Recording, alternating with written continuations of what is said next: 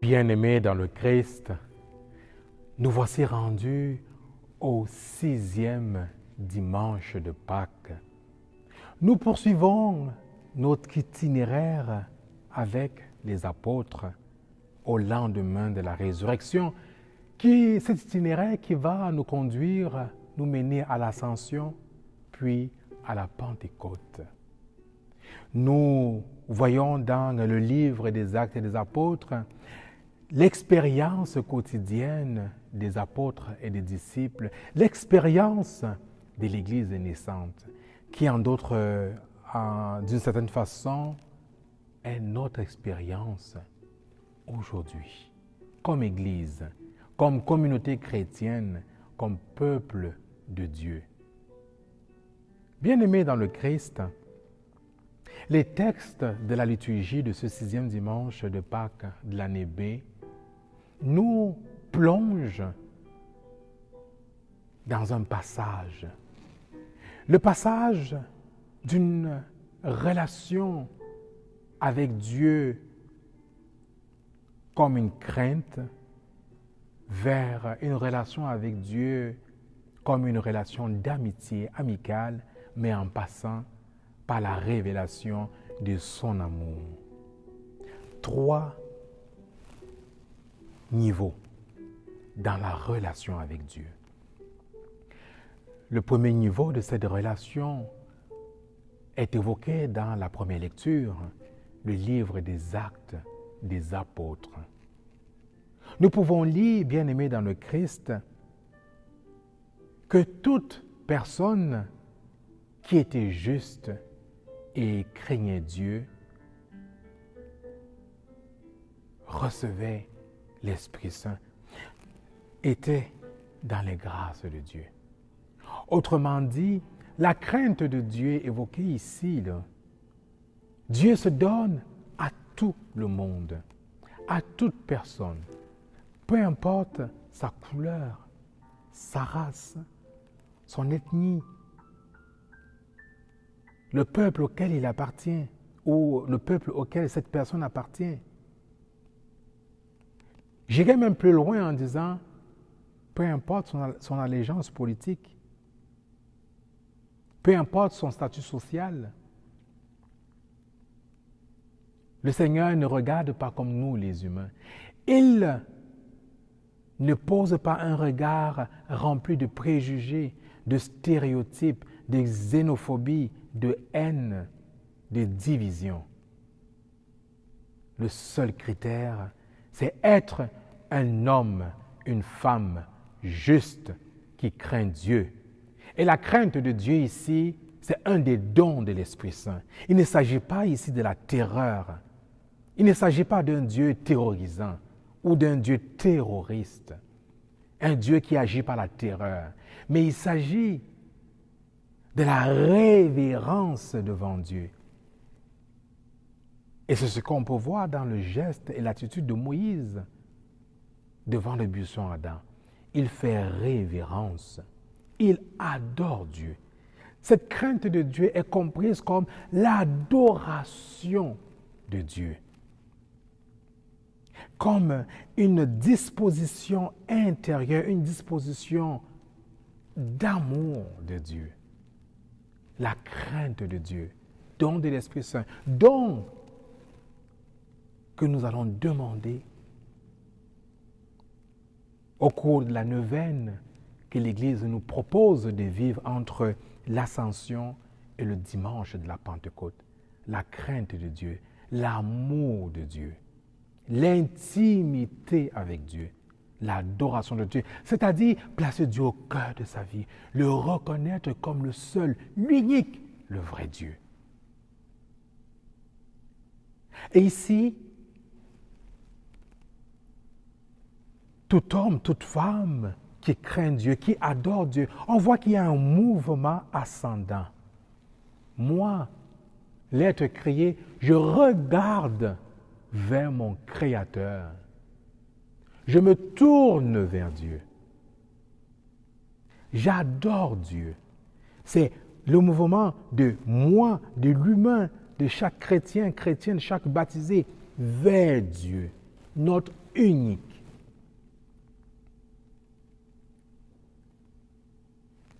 Le deuxième niveau de la relation avec Dieu relève de l'ordre de l'incompréhension, du mystère, l'abaissement de Dieu. Saint Jean, dans la deuxième lecture de ce dimanche, nous dit que Dieu est amour. Aimez-vous les uns les autres parce que l'amour vient de Dieu. Dieu est la source de l'amour. Il a tellement aimé le monde qu'il a envoyé son Fils pour le pardon de nos péchés, qui a donné sa vie pour toi, pour vous, pour nous, pour moi. Il a fait don de sa vie. Nous voyons ici cet abaissement, Dieu qui vient vers nous. Une autre dimension de la relation. Voilà une dimension qui est encore plus profonde que la précédente. Alors que la première semblait plus formelle, semblait plus distante à différents niveaux, moi, à genoux, face à mon Dieu. Mais là, c'est Dieu qui vient à moi, Dieu qui vient à nous. Qui donc est ce Dieu pour se rabaisser ainsi? Il n'y a que le Dieu de Jésus-Christ pour se rabaisser ainsi, pour prendre notre condition humaine, pour nous relever, pour notre déification, comme disent les pères de l'Église, pour que nous soyons comme Dieu. Oui, bien-aimés dans le Christ, pour que nous soyons comme Dieu, pour que nous fassions l'expérience de Dieu, l'expérience de son amour.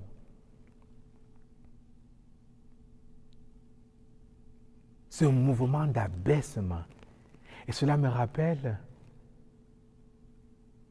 un hymne dans le bréviaire de la Sainte Église.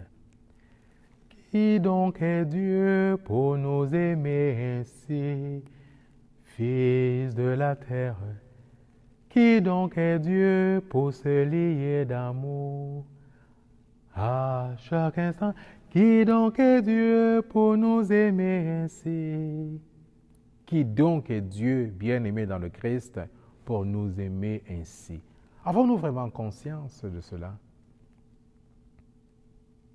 Dieu s'abaisse, il vient en nous. Nous avons ici un mouvement descendant. Dans l'évangile d'aujourd'hui, le Christ nous amène ailleurs. Il nous révèle la relation avec Dieu, avec son Père, comme une relation d'amitié. Une relation d'amitié. Voilà alors un virage, un changement radical.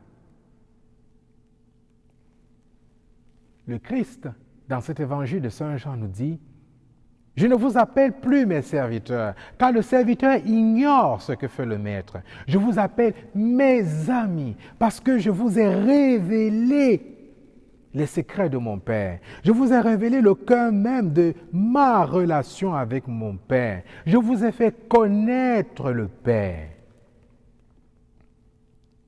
Oui, bien-aimés dans le Christ, nous devenons amis du Christ.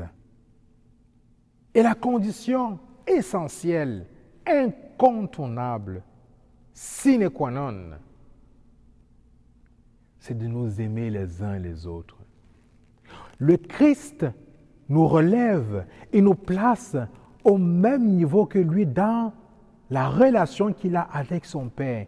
Il veut une réciprocité, un échange, un peu comme une osmose, un peu comme une interpénétration, une compénétration dans notre relation. Alors, bien-aimés dans le Christ, nous voyons alors que la relation de foi du chrétien et de la chrétienne, c'est une relation d'amitié, d'une réciprocité, où nous ne sommes plus de simples serviteurs ou des simples servantes, mais nous sommes les amis du Christ, les amis du Christ.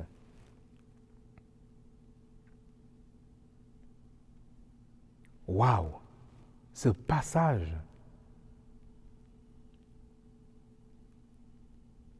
cette grâce, cet honneur d'être chrétien et chrétienne, cela devrait être pour nous une fierté. Une fierté, bien aimé dans le Christ, de dire partout, dans les rues, partout où nous sommes, en famille, au quartier, au travail, « Hey, j'ai une bonne nouvelle pour vous, moi je suis l'ami du Christ. Je suis l'ami du Christ. » Remarquez, avez-vous constaté que lorsqu'une personne devient une autorité publique, les stars et autres, les gens se vantent. Hein? Oh, écoute, moi je le connais, je suis l'ami d'un tel, je suis l'ami de telle star, je suis l'ami de tel homme politique. Oh, tu sais, moi je connais des choses que toi tu ne sais pas. Hein? Oh, je suis dans certains secrets. Souvent, quand certaines personnes le disent, parfois c'est vous, parfois c'est moi, parfois c'est nous. Lorsqu'on le dit, il y a une fierté, on se vante, on dit, hey, moi je suis privilégié. Hey, bien aimé dans le Christ, nous sommes des privilégiés. Mais comment ça se fait que nous ne prenons pas le temps de nous vanter de la sorte en parlant du Christ? Hey, je suis le chum du Christ. Hey, je suis la blonde du Christ. Hey, je suis l'ami intime du Christ, je suis le copain du Christ. Je suis il y a des secrets que je connais que toi, tu ne connais pas. Peut-être que nous donnerons le goût à nos frères et à nos sœurs de goûter à cette amitié, à cette relation, à cette réciprocité. Qu'est-ce que cela nous dit, bien-aimés dans le Christ?